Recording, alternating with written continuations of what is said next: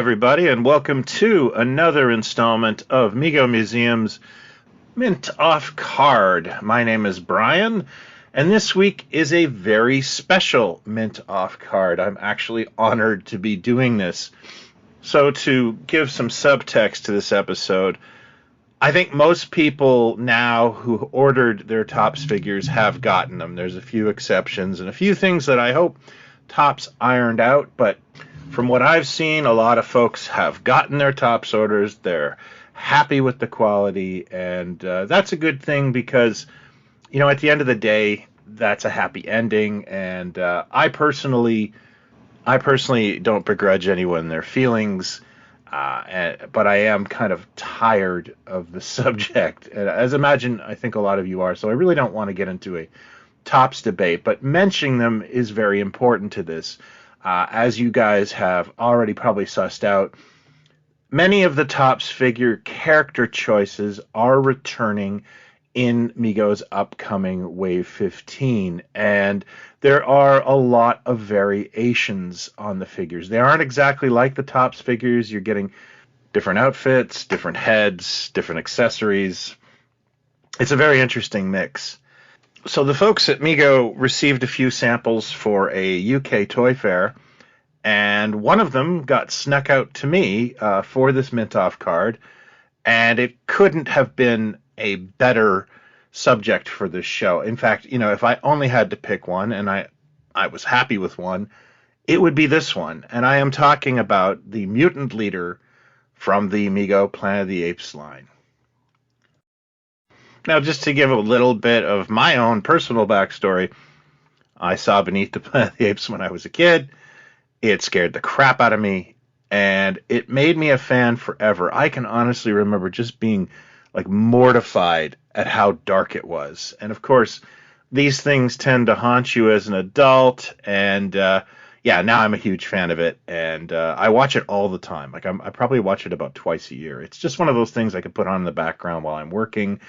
It's had some very interesting impact on my life. In fact, the Toy Ventures logo is actually based on the Beneath the Planet of the Apes logo.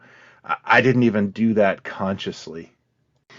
Also, as a collector, I love anything to do with the astronauts or, these kind of side characters. As much as I love the apes, getting ANSA astronauts and mutants is really high on my list. So when Topps announced the bundle of the Brent with the Mutant Leader, and of course this is the exposed Mutant Leader, well, I had to have it. And when they announced that they were doing them again for Wave 15 in different iterations, no problem with putting my money down, because I want different iterations of these characters, and I will vote with my dollar. So let's talk about the difference between this and the Topps figure. And this one may be one of the best examples of a variation because it shows both sides of this character. The Topps version was, of course, the unmasked Mutant Leader. Both of these characters are a depiction of Mendez, played by actor Paul Richards. And Mendez was sort of their spiritual leader, so that makes a lot of sense. And of course, he has a major part in the film, so that's an excellent choice for character. So, the big variation is the head. They are two distinct figures, and I actually will probably buy a couple more of the regular release Mendez. I would love to make other characters, I would love to make versions of, Victor Buono's character or Don Pedro Colley's. The only other difference I noticed in the card was the words Mutant Leader. The font has shifted on the regular release. Now, I don't know if this is an early card or what. I'm going to go on the limb and say this is probably not intentional. I believe this is a font error at the printer, and, stuff happens. This has happened to me, and I've been in printing for 30 years, so that would be my guess. It looks like font replacement. I don't know if the regular release characters will have this, but personally, it doesn't ruin my enjoyment of this figure at all.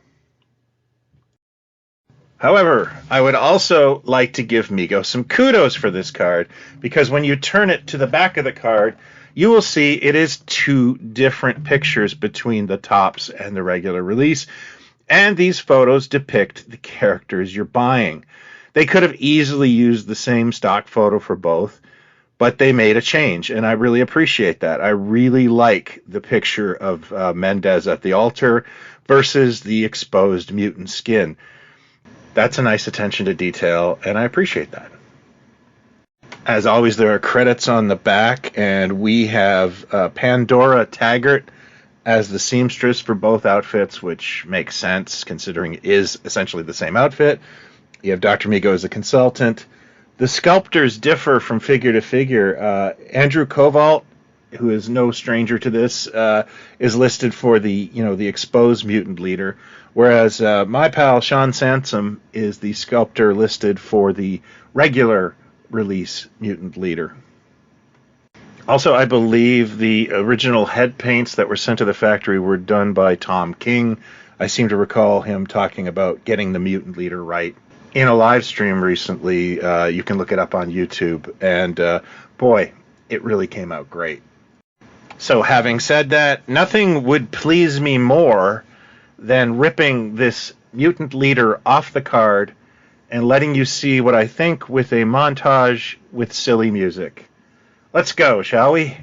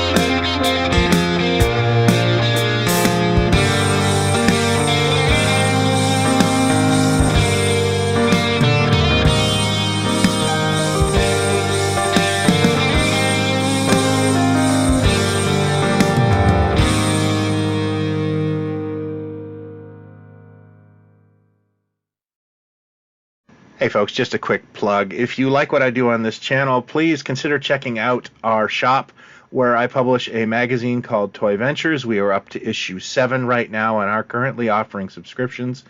Toy Ventures is the return of the collector toy magazine featuring toys from the 60s to the 90s and of course talking about the return of many classic brands to collectors. The link for our shop is in the video's description. Thanks for looking. So here he is, folks, the Wave 15 Planet of the Apes Mutant Leader by Mego, off the card. And I'll happily share my thoughts on the figure right now. First of all, I want to talk about the paint apps. I don't know what it is about the top stuff, and if this is what the Wave 15 stuff's going to look like. I feel like Mego's up their game in terms of paint apps. This is really well done. I noticed that with my Topps figures. Some of them really had some striking details, and I quite like that. I didn't buy everything Topps made, by the way. I only bought what I like. Some guy told me to do that.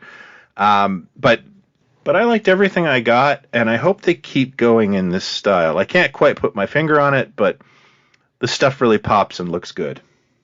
The outfit itself is a nice toyed up version of the original outfit. There's been some changes made to it, but it's a quality garment. I particularly like the little silver Alpha Omega bomb on his chest. That's very toy-like, and as you guys might know, I like that.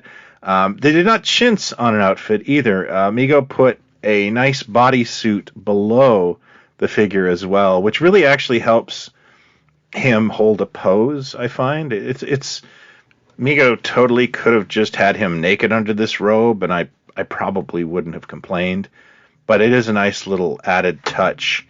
The one thing I did notice too is he's got Star Trek boots instead of regular feet. That's probably a cost-saving measure. Somebody did point out to me that they should have probably been white, and I agree with that. However, it is not really that big a deal for me. I mean, you cannot see his boots when you're standing him up, so who cares? They could be purple. Now, this figure, if you've noticed, and I'm sure you have, is on the new MA24 bandless body that Mego is going to be rolling out in great succession this year, at least the male version. I know they're working on a female version. And there's a few kinks they need to work out. As a lot of people have noticed, they are slightly shorter than regular 8-inch Mego figures. I don't know how that happened, but from what I understand, Mego is addressing this problem right now, and it shouldn't be an issue by the end of the year. But I guess we'll find out. I'm not 100% sure where I stand on the bandless bodies in regards to Mego, which is strange because I accept them from other companies. I guess it's because it's an actual Mego brand Mego that I'm looking at it in different lights. I'm not against the concept. Although I know some folks that feel like it detracts. I don't feel that way. I'll still buy everything that I like that they make. That's not going to deter me. But I guess I just don't really have a strong opinion either way. It is nice that these hold a great pose, and I think it's probably for the better. And when you figure that no rubber bands will deteriorate on these over time, and trust me, we've all had that tragedy. And for me, the height difference for a short time does not bother me. I plan to keep the majority of my top stuff on the card, counterintuitive to this program, but I will be taking a lot of my Wave 15 off the card. I actually can't wait to get some of these variations. So that is my look at the Wave 15 Mego Planet of the Apes Mutant Leader. These are probably not going to arrive before the end of the summer, I would say. I mean, I know some people are saying, oh, it's going to happen in July, but these days, July means August and August means September, and if you think that way, you'll never be disappointed, will you? Actually, you could be surprised if they get here slightly early. There's lots of places to order them. I use Entertainment Earth, and I'll put a link below, but there's some fabulous resellers like Absolutely Retro and places like Big Bad Toy Store. So there's lots of options out there. And hey, you might actually luck out and find them in a store. It's certainly happened to me more than once. So that's it for this episode. I hope you've enjoyed it. I would love to know your thoughts on this figure. And if there are any variants you want to pick up from Wave 15, let me know in the comments below, or you can hit me up at the Mego Museum forums at megomuseum.com. or on our Facebook group, Mego Mania, where there's 8,000 other Mego fans always ready to talk Mego 247. So until next time, my Mego brethren and sistren, be well, talk toys, not others, and buy what you like. Cheers.